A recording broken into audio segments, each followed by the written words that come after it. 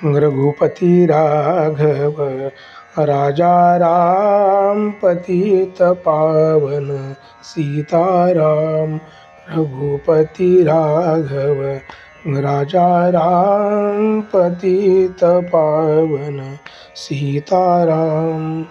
रघुपति राघव राजा राम पतित पावन सीताराम।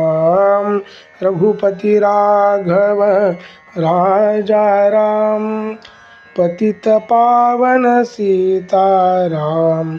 रघुपति राघव राजा राम पतित पावन सीताराम। रघुपति राघव राजा राम पतित पावन सीताराम। श्रीराम समर्थ। जयाचा जनी जन्म नामार्थ झाला, जयाने सदा वासनामात केला। जयाच्या मुखी सर्वदा नाम कीर्ती, नमस्कार त्या ब्रह्म चैतन्य मूर्ती। जय जय रघुवीर समर्थ सद्गुरु श्री ब्रह्म चैतन्य महाराज की जय। श्रीराम समर्थ। श्रोते हो, श्रवण करूया दिनांक 27 जानेवारी या दिवशीचे प्रवचन। आजचा विषय आहे नाम हा परमात्म्याकडे जाण्याचा राजमार्ग। सर्व साधनात श्रेष्ठ साधन नामस्मरणच आहे, पण त्याचे महत्त्व कळत नाही। ते कळायला खरोखर भगवत कृपाच पाहिजे। आपल्या शरीरात मुख्य जसे हृदय आणि बाकीचे अवयव गौण आहेत, तसे परमार्थात मुख्य साधन नामस्मरण हे आहे आणि दुसरी साधने गौण आहेत। नाम हे मंगलात मंगल आणि अत्यंत पवित्र आहे। आपले जीवन देवाच्या हाती आहे आणि देव नामाच्या स्वाधीन आहे, हे पक्के लक्षात ठेवा।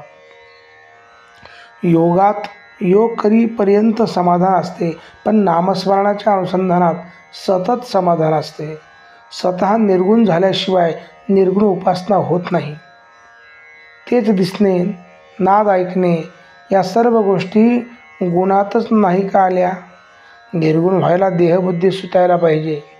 सर्वव्यापी परमेश्वराला सर्वाभूती पाहणे ही निर्गुण उपासनाच होय।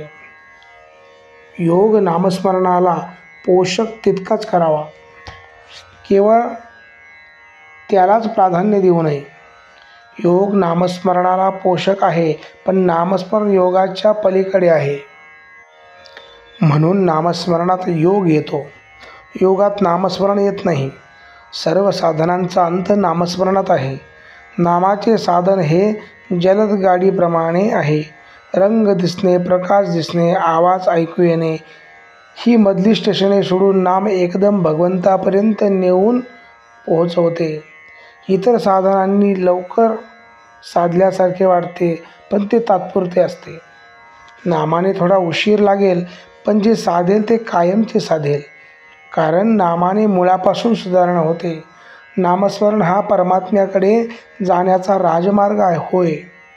नामात एका आनंदाशिवाय दुसरे काही नाही।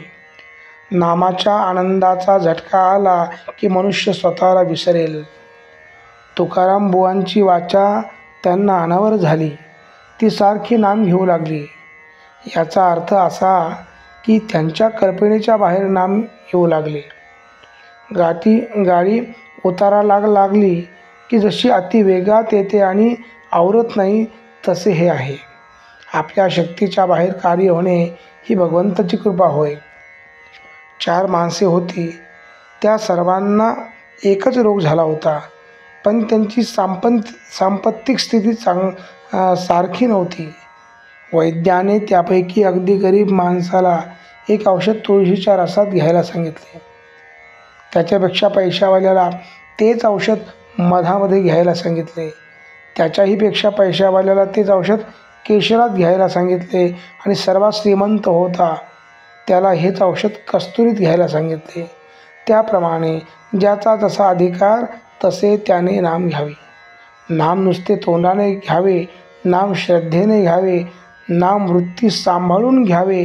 नामाशिवाय जगात दुसरे सत्य नाही। अशा दृढ भावनेने घ्यावे, सर्वांना फळ सारखेच मिळेल. आजचे बोधवचन. सर्व साधनांचा अंत नामस्मरणात आहे. श्रीराम समर्थ. सद्गुरुनाथ महाराज की जय.